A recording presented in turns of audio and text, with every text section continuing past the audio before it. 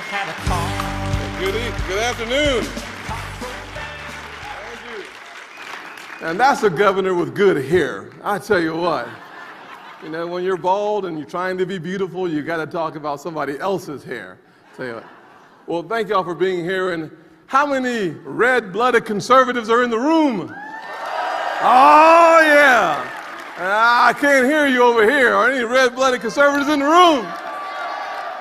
We're going to continue to expand the opportunities for conservatism throughout this nation, and I'm going to tell you how, and I'm going to tell you why. And let me just tell you a quick story.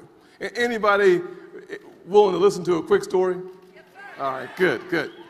Well, one of the most important days in my life happened in August of 1982. I was a 16-year-old, rising senior, and a football star in my own mind. My mom and I, we shared a car because we were not poor, but P-O, just po. And so I'd have to drive her to work 45 minutes and that drive back 45 minutes. This one Friday afternoon, I drove her to work. I was driving back. Actually, it was Friday morning. And I got kind of sleepy. Anybody ever got a little sleepy when you're driving? Yeah, me too. And so I started rolling the windows down. Now, note, I didn't say push the button. I had to roll the windows down. And then I rolled the windows back up. And then I turned the heat on. And then I turned the heat off. I turned the AC on. And then I turned the AC off. I turned the radio on. And then I turned the radio off. And the next thing I knew, I woke up driving down the road at 70 miles an hour. And I did what any good 16-year-old would do when he wakes up driving 70 miles down the road. I panicked. So I slammed on the brakes and I jerked the steering wheel at the same time.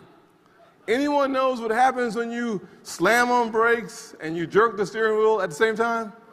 You roll. And my car started to roll back into traffic. I remember going back in traffic and hitting a car. And my body started heading towards the windshield. So I grabbed onto the steering wheel. And I yelled for help. I yelled, Jesus! And glasses went everywhere. And we tumbled back. I was heading in this direction. From the south, we don't know the difference between east and west. So I was heading in that direction. And I came back going in that direction. And my car landed in a ditch heading in the other direction. Glass was everywhere. And I was laying on the side of the car, inside the car still. And I could hear people yelling and running towards me. I heard this one lady very specifically, and she yelled, I think he's dead. I think he's dead. And I yelled back, I'm dead. I'm dead. Highway patrolman came and the EMS showed up, and I remember the highway patrolman, he kneeled down and he said, son, your mom is going to be happy you're alive. I was laying there with glass in my back. I looked up at him and said, sir, you don't know my mama. She's going to kill me. Because this was her first car, a 1982 Corolla, ugly brown car. But what I learned from that was this, that I was so fixated on the what, the car. And what the officer was trying to teach me was about the why. Why my mother would be happy that I was alive and she would not be concerned about the what. I believe that our future is amazing for conservatism. Because I think that as we help to connect the American people's why with our what's, the policies that we stand for, that we will win people. And when we win people, we will win elections. John Maxwell said it very well when he said that when you find your why, you find your way. When you find your why, you find your way. And that's exactly what we're going to do. When we talk about things like Obamacare, this is one of our whats. Obamacare is an atrocity. We're talking about $800 billion of new taxes, new revenues coming to the government from Obamacare. This is an awful piece of legislation. You think about the new 3.8% sales excise tax in Obamacare, creating $123 billion. Now, this $123 billion comes out of the same pockets where we just took the capital gains rate from 15% to 20%, and now when you add this on top of that, we're talking about a 25% tax. we're heading in the wrong direction. And when we think about the other taxes and revenues that come out of Obamacare, we only can think about awful legislation. But when I think about how I talk about Obamacare, in addition to the taxes, I think about my granddaddy.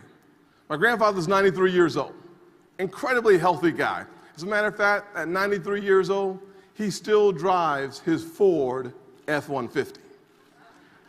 It's a beautiful car. And I think about the IPAB in Obamacare. Are y'all interested in the IPAB, the Independent Payment Advisory Board, that actually breaks the link between a patient and a doctor? I want my family making the decisions for my grandfather. I don't want 15 unelected bureaucrats making the decision for my grandfather's future and his health. I want that to be a family decision. I know we're going to do it right.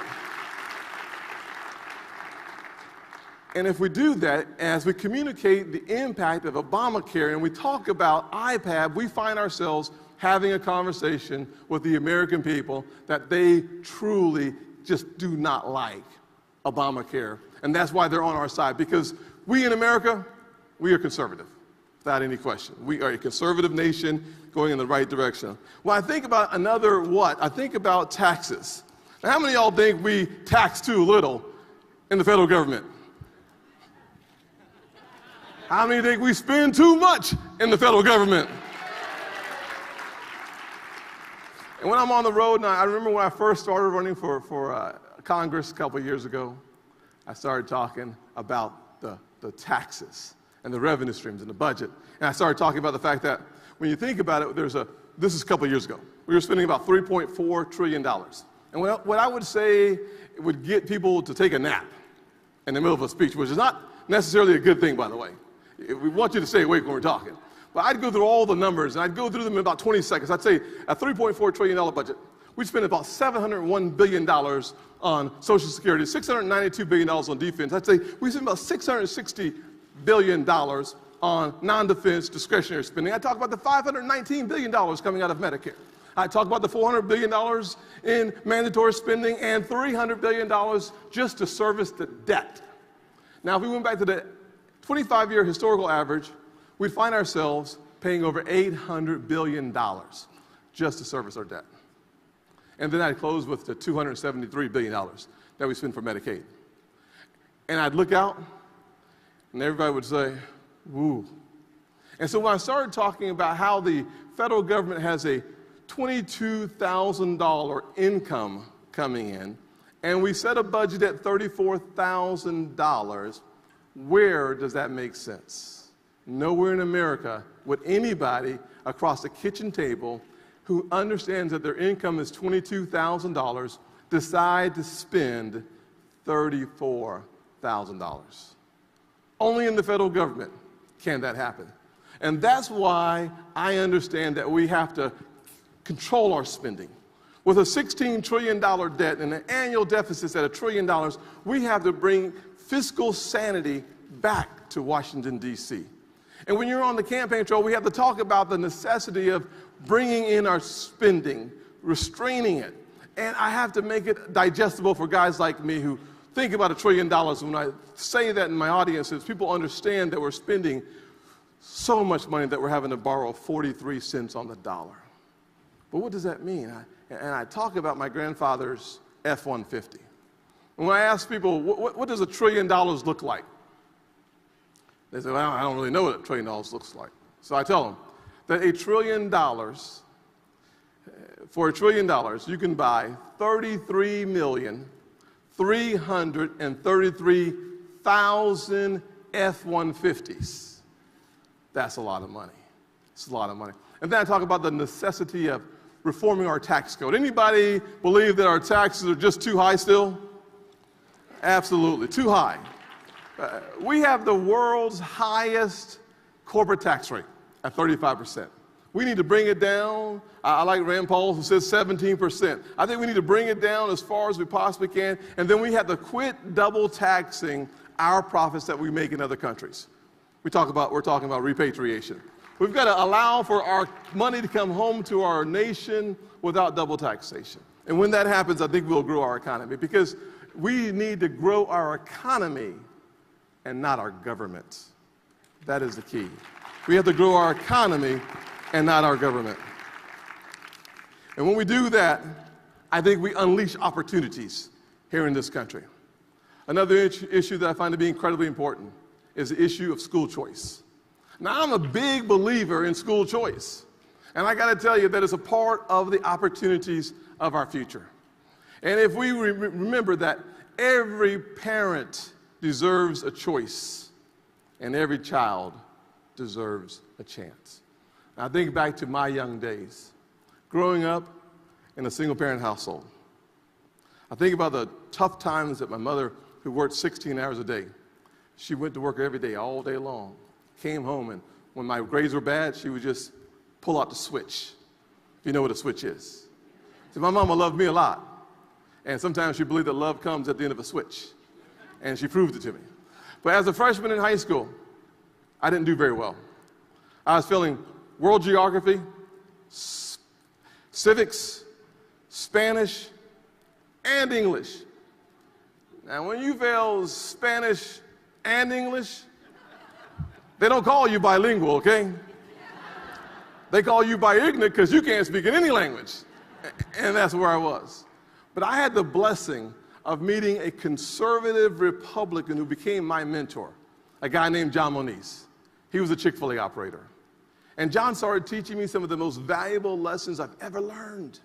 He taught me that having a job is a good thing, but creating jobs is a far better thing. He said, if you have an income, that's a good thing.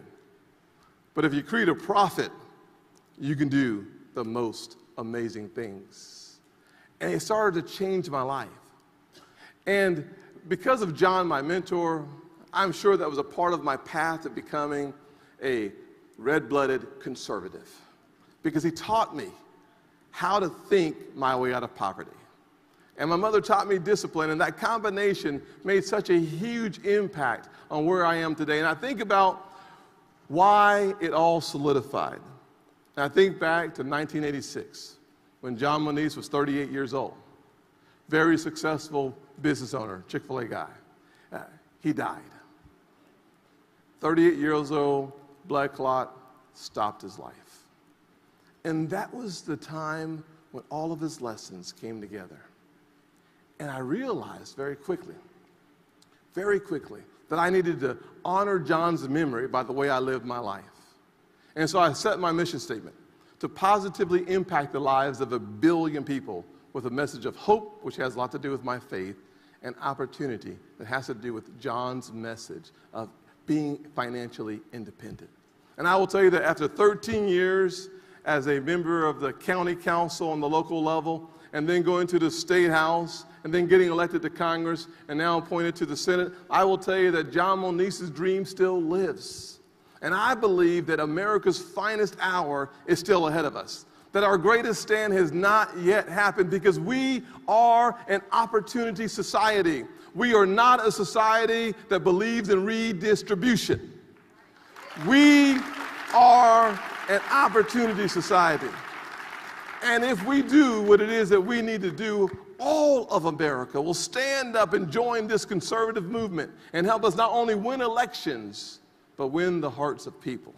God bless you, and God bless the most amazing country, America.